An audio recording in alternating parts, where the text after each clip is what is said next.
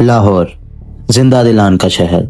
कुछ लोग लाहौर को उसकी तारीख से जानते हैं, कुछ उसकी तहजीब से और कुछ उसके खौफ से। लाहौर के पकवान हर जगह मशहूर हैं, मगर इससे ज्यादा एक और चीज मशहूर थी जिसका जिक्र आज तक खुल के नहीं किया गया, और वो थे यहाँ के गैंगस्टर्स। बिल्ला ट्रक्कां वाला, टीपू ट्रक्कां वाला, ये वो दो आदमी थे जो ट्रक्कां वाला गैंग को चलाते थे। लाहौर में आने वाला हर ट्रक इनकी मर्जी से जाता था। वहीं दूसरी जानिब बट गैंग को चलाने वाले भी दो आदमी थे, गोगी बट और तीफी बट। इन दोनों ने पहले बिल्ला को मरवाया, फिर उसके बेटे टीपू को, और आखिर में बलाज को भी मरवा दिया। मगर क्यों, और ये बलाज कौन था? जानने के लिए वीडियो को आखिर तक देखिएगा। ट्रक्कां वाला गैंग और बट गैंग, ये वो दो गैंग थे जिनका सिक्का पूरे लाहौर में चलता था, मगर इन गैंग्स की आपस में कभी नहीं बनी। ये बात है उस दौर की जब लाहौर अपनी तारीख से नहीं बल्कि अपने खौफ से जाना जाता था।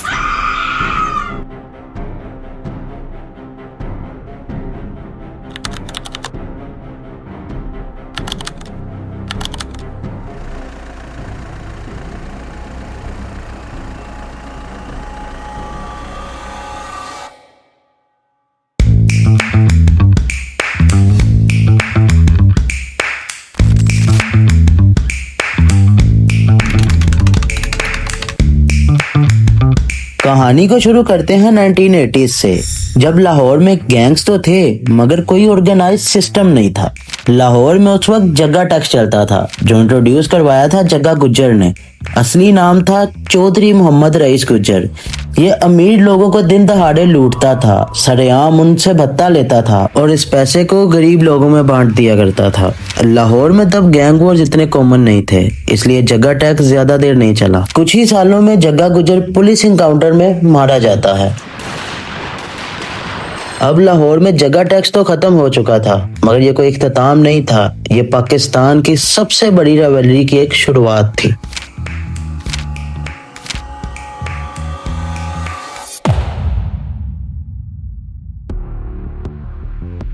फिर आता है 1990s। इस साल एक गैंग अपने अरूज पर था जिसका नाम था ट्रक्कां वाला गैंग। ट्रक्कां वाला नाम सुन के लगता है कि कोई आम सा ट्रांसपोर्ट ग्रुप होगा। था तो ये एक ट्रांसपोर्ट ग्रुप ही, मगर इसका इन्फ्लुएंस पूरे लाहौर पर पड़ता था। GT road, Ravi road, Anarkali, Shalmi, ये इलाके उस वक्त लाहौर के ट्रेड हब थे, जहां से पूरे लाहौर की इकोनॉमी को कंट्रोल किया जाता था। इन सभी इलाकों पर इन्हीं का कब्जा था। लाहौर से आने वाले हर ट्रक को इन्हें भत्ता देना पड़ता था। अगर मना करते तो वो ट्रक कभी अपनी मंजिल पर नहीं पहुंचता था।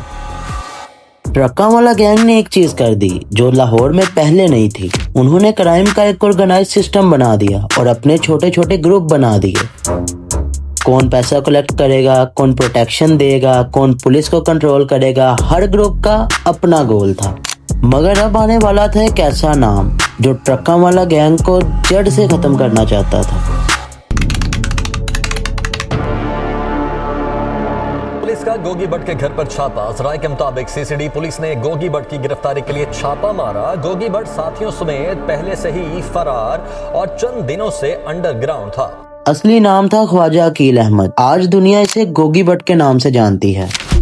पहली बार ये नाम पुलिस रिकॉर्ड में एक रोबरी के केस में आया। तब से लेके आज तक ये नाम कभी खत्म नहीं हुआ। कत्ल, किडनैपिंग, टेररिज्म जैसे 24 केस इस पर फाइल है। गोगी इस काम में अकेला नहीं था, उसके साथ उसका कजन तीफी बट भी शामिल था। दोनों भाइयों का एक ही मिशन, ट्रक्कां वाला गैंग को खत्म करना। इन दोनों ने अपना एक अलग गैंग बना लिया क्योंकि ये लोग बिल्ला की जगह अपना गैंग चलाना चाहते थे। 1995 ट्रक्कां वाला ग्रुप के दो आदमी, हनीफ और शफीक, ये बिल्ला के वफादार आदमी थे, इसलिए बिल्ला ने इनको अपने बेटे टीपू के बॉडीगार्ड के तौर पर रखा हुआ था। कुछ लोगों के मुताबिक बिल्ला का नाम किसी केस में आता है। टीपू उसका नाम निकलवा कर इन दोनों को जेल में भेज देता है और इनसे वादा करता है कि मैं तुम्हें जल्दी ही निकलवा लूंगा। मगर जैसे ही ये दोनों जेल में जाते हैं, दिन गुजरते जाते हैं, मगर इन्हें बचाने कोई भी नहीं आता। दोनों भाइयों के दिलों में अब गैंग के लिए नफरत जाग उठी, जिसका फायदा उठाया तीफी बट ने। फिर आता है 1998। इन दोनों की बेल करवाई जाती है। ये लोग सीधा बिल्ला के अड्डे पर जाते हैं। दोनों तरफ से गोलियां चलती हैं और लाहौर के सबसे बड़े ट्रांसपोर्टर गैंग का लीडर मारा जाता है। और यहीं से शुरू हुई पाकिस्तान की सबसे बड़ी रिवॉल्वरी, जो कि अगले 35 साल तक चलने वाली थी। ट्रक्का वाला गैंग वर्सेस भट्ट गैंग।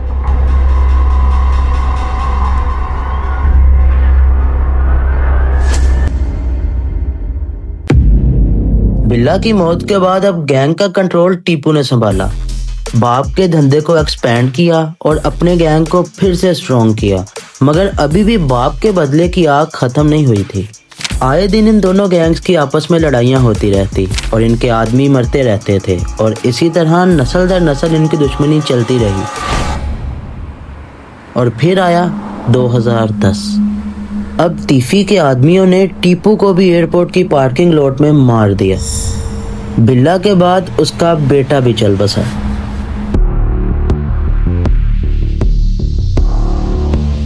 अब ट्रक्का वाला गैंग की उम्मीद सिर्फ एक आदमी पर टिकी थी, जिसका नाम था अमीर बलाच। अमीर बलाच टीपू का बेटा था और लाहौर का एक मशहूर बिजनेसमैन था, जिसके पॉलिटिकल लिंक्स बहुत स्ट्रॉन्ग थे। अब तीफी का अगला टारगेट बलाच ही था और इसने बलाच को मारने के लिए एक ऐसा प्लान बनाया जो बलाच कभी सोच भी नहीं सकता था। 18 फरवरी 2024, चूंग एरिया, मुल्तान रोड। बलाज एक वेडिंग सेरेमनी अटेंड करने जाता है। अचानक एक आदमी बंदूक लेकर हॉल में घुसता है और फायरिंग स्टार्ट कर देता है। चीखें और भागदौड़ मच जाती है और जो मिशन था वो पूरा हो गया। बलाज को बेरहमी से कत्ल कर दिया जाता है।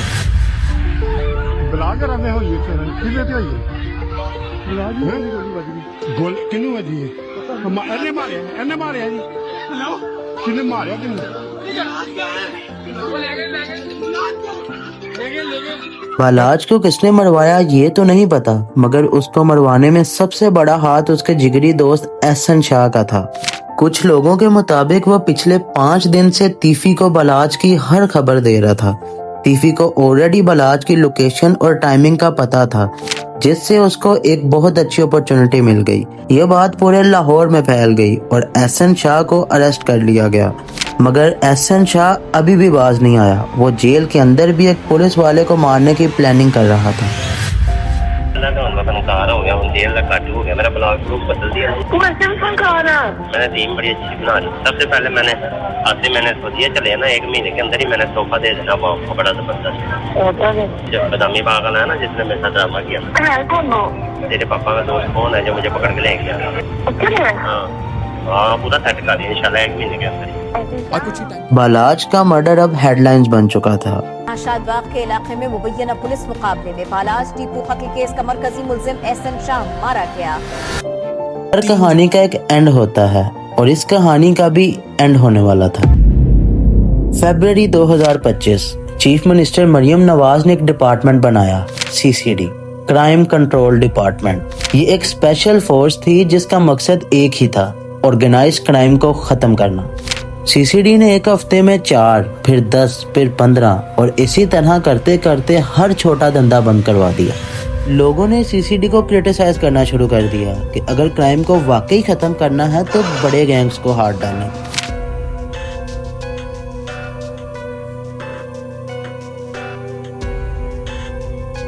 बड़ी फने खाएं तो कभी गोगी भट्ट या तीफी भट्ट का इनकाउंटर तो करके दिखाएंगे।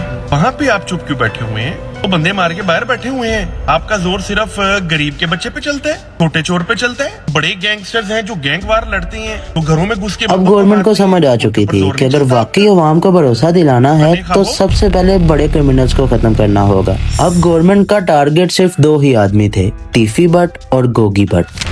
पाकिस्तान ने रेड नोटिस दे दिया, जिससे इंटरपोल ने तीफी को दुबई से ढूंढ निकाला। इसका केस काफी देर तक दुबई में चलता रहा, मगर फिर अचानक तीफी ने खुद ही कहा कि मैं पाकिस्तान जाना चाहता हूँ और वहाँ केस लीगली लड़ूंगा। इसको लगा था कि पाकिस्तान में इसके पॉलिटिकल लिंक्स इसके काम आ जाएंगे। कुछ ज़राए के मुताबिक तीफी CCD की कस्टडी में था, मगर जब इसको कोर्ट ले जाया जा रहा था तो रास्ते में इसके बंदों ने गाड़ी पर फायरिंग कर दी और ये अपने ही बंदों की गोलियों से मारा गया। यहाँ पर अहम खबर आपको दें लाहौर से, जहाँ पर अमीर बालाश कत्ल केस का मरकजी मुलजिम तीफी भट्ट मुबैना पुलिस मुकाबले में हलाक हो गया। तीफी भट्ट मुबैना मुकाबले के दौरान अपने ही साथियों की फायरिंग से हलाक हुआ है।